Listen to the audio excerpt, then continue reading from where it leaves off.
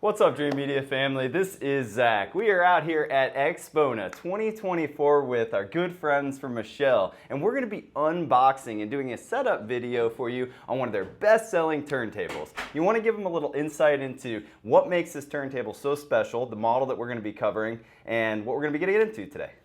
So we're going to be unboxing a Michell Gyro SE, which is what we're using for the show here. It's a suspended turntable, so it hangs on springs. We'll talk you through the bits and pieces as we put it together. Perfect. All right, guys. If you're interested in checking out Michell, be sure to head over to the Dream Media website or call and speak with one of our specialists. All right, let's get into this setup. And then I think we'll just go. Yep. All right, go ahead. All right. So with the new packaging, you get a full setup guide, which takes you step by step through everything you need to know to set up the turntable. They're very easy steps, simply like put the motor where it is, get the things out of the box. It's an extremely easy setup guide. Also, you get the cartridge alignment extractor and the instructions for the tone arm. Very nice.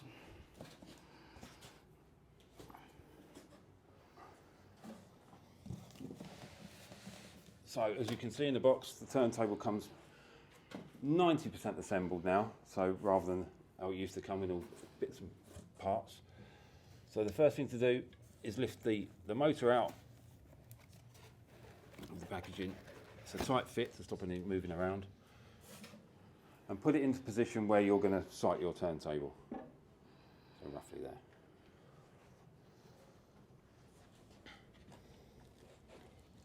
We'll then lift the turntable out of the packaging. This is all very tight to obviously stop it moving around when it's in transit. So you just need to ease it out with your fingers, hold it from the acrylic underneath and lift the whole thing through. Then lower the turntable with this ear going over the motor and put it in position.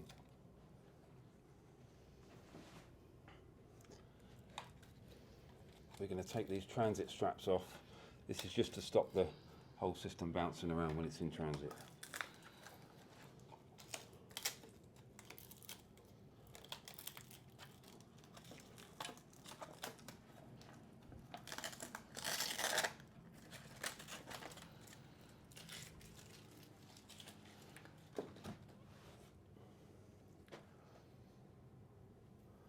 The next thing to do is you go in this little accessory box. And in here we've got these three items of spring covers. We'll use them later on. They cover these suspension towers, so put them to one side for a moment. And then in here you have the drive belt. You have a platter retainer which holds the platter onto the bearing when we've got that part of the assembly. You've got a file of oil, a little spirit level to help you level the turntable, and then some tools to help you put it all together.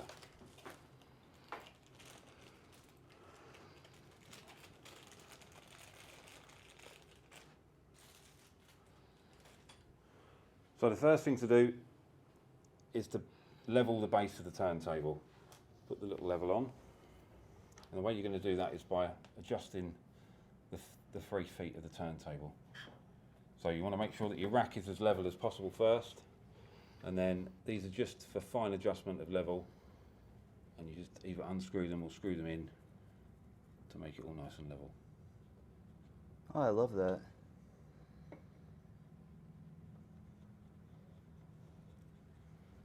These little springs right there.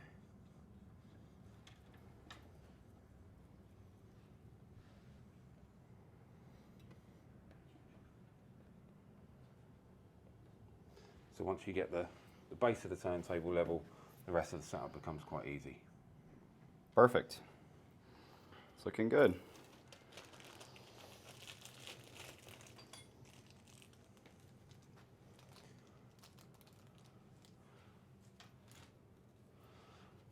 All right, what's next? So the next thing to do is to dress the tone arm cables over to this cable tie saddle that's stuck to the base of the turntable. Now, because this is a suspended turntable, if you had stiff cables pushing against the supporting surface, it takes the spring out of the suspension. So you need to pass your wires to the other side of the leg.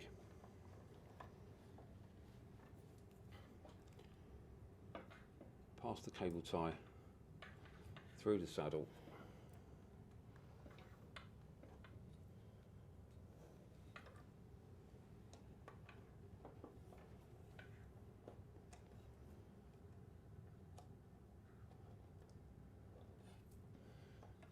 It's quite difficult doing this from above. You're better off getting down level with it.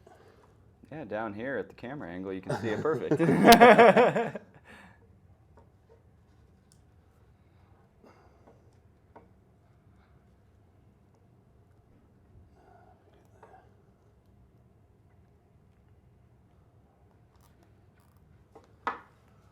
And the idea is to form a gentle loop with the wires that don't touch the supporting surface, and then just do the cable tie up. So you don't want these hitting here.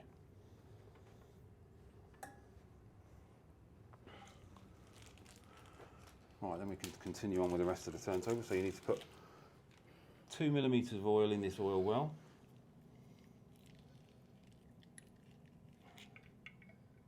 So you just literally squeeze the oil in, it will run round. And then put a little dot on the top and a little bit to run down the side.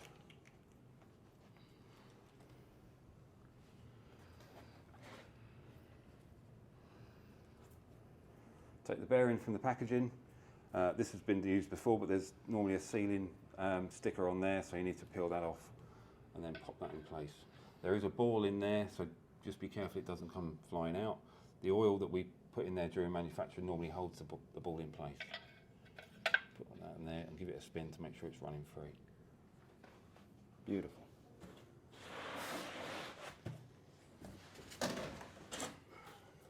Then we take the platter out of the packaging, remove the protective cover,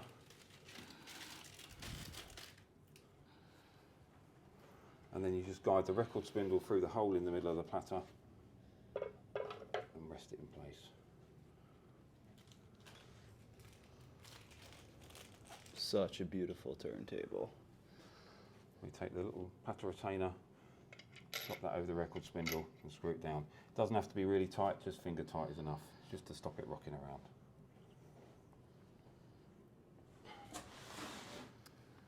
Coming together. We can now level the platter of the turntable. So we've already done the base, obviously. So put your spirit level on the platter. You then need to get down level with the side of the suspension. And you turn the knurled part of the suspension pillar. And if you look down here, there's a felt protection washer on top of the acrylic base. So you need a gap between the top of that felt washer and the underside of this metal chassis of about 1 to 2 millimeters. And you need to do that for each position.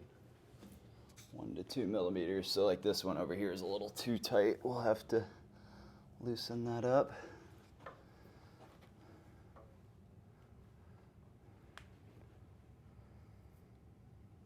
There you go. And once you're done, if you check the level again, we're ever so slightly off. So then you just tweak those positions again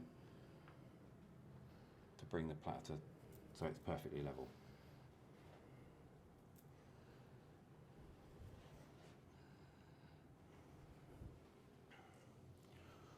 Once you've done that, there's one more procedure you need to do with the suspension. So if you look directly above each spring position, you'll notice the springs don't sit concentric with to the hole that's in the chassis around here. So to make sure that they are concentric, you hold the spring itself and you turn it anti-clockwise until the spring is as concentric as possible with the hole that's in the metal chassis. I see. And you do that for each position. This won't alter the height of the suspension that we've already done. Yeah, so that's allowing the whole platter to completely float. So now it's all floating, yeah. But it's tight. Yeah. Very nice. All right, what's next? So once you've done that, you can fit the 3 spring covers.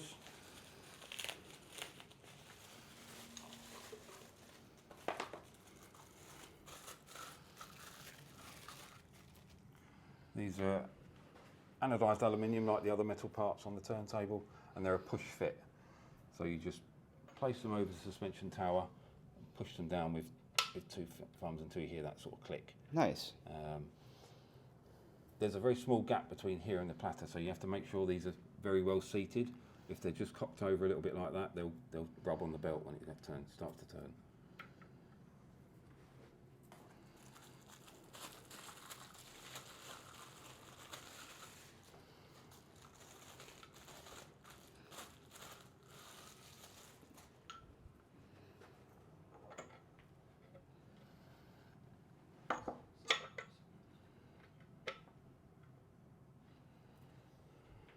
Once you're at that position, you can now fit the drive belt.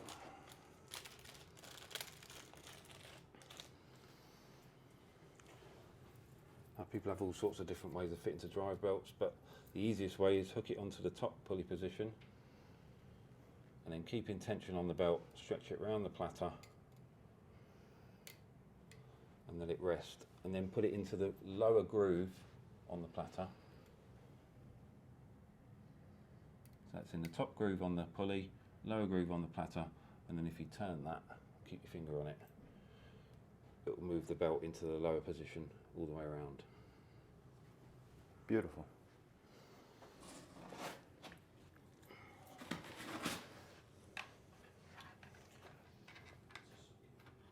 You then need to plug your power supply in,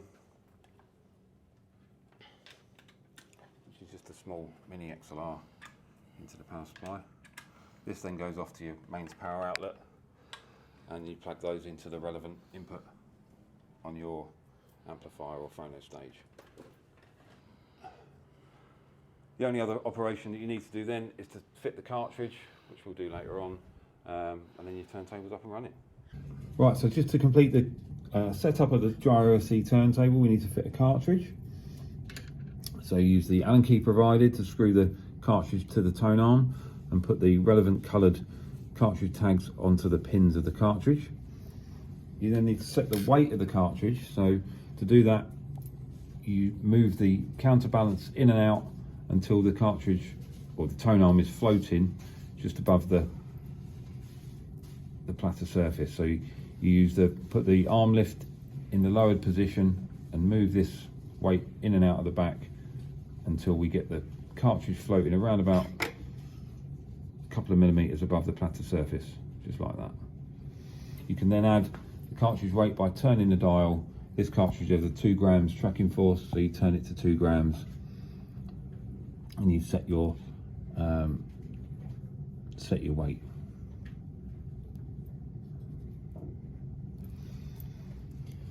You then need to put the tip of the stylus on this cross here, and what we're looking to do is get the cartridge and the head shell square with these parallel lines.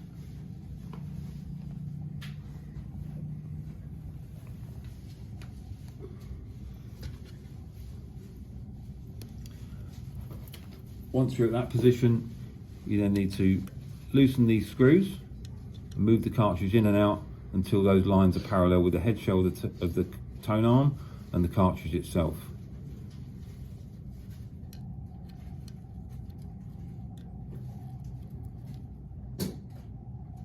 Once you get to that point, get down level with the front of the cartridge and check the cantilever is level with the lines printed on the cartridge alignment protractor.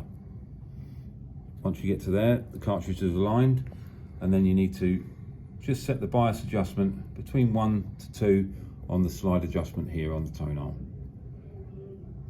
And then you're ready to go. All right, guys, that is a wrap on our setup guide for the Gyro SE. For you guys that aren't familiar with Michell, I wanted to give a little insight into what the brand's about. Could you just give a little history on Michell, as well as what separates you guys out from the competition in the industry? Yeah, sure. So we're a family-run business. We're a small company.